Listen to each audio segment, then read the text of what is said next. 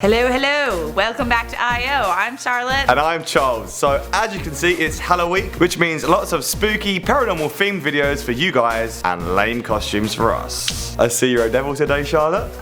Sure am. I see you're Harry Potter with square glasses. Yes, I actually got contact lenses today, so I don't need to wear these all the time. You can't see with those glasses. You might think that a zombie apocalypse will never happen, but you might be surprised to find out that the US Center for Disease Control and Bristol City Council have both come up with a guide and suggestions on what to do if a zombie apocalypse ever does happen. So for this video, we are going to give you a step-by-step guide on how to survive a zombie apocalypse. Let's get to it. Starting things off with step one.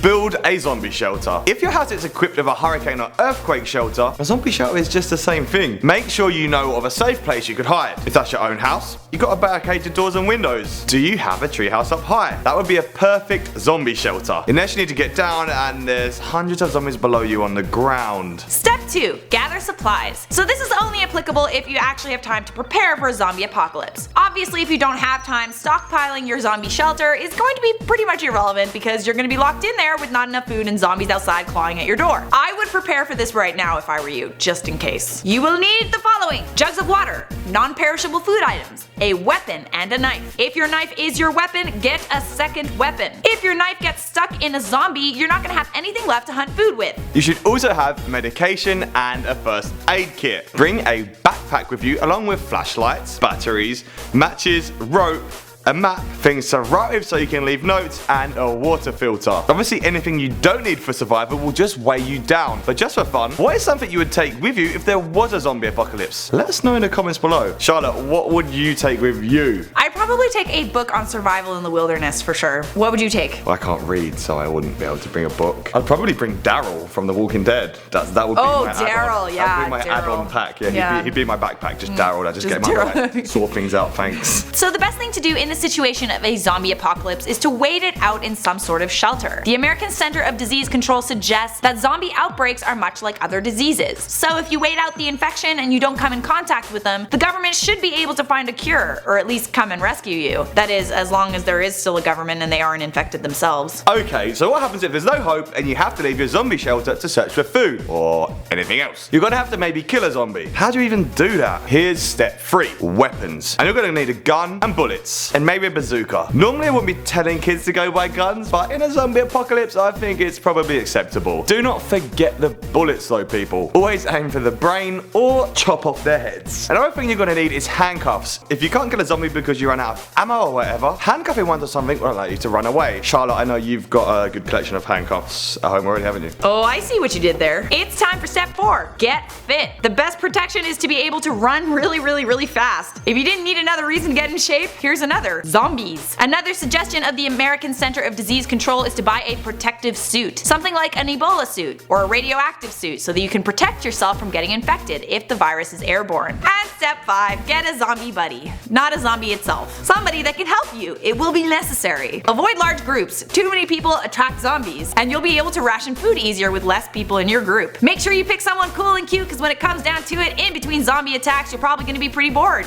That's true.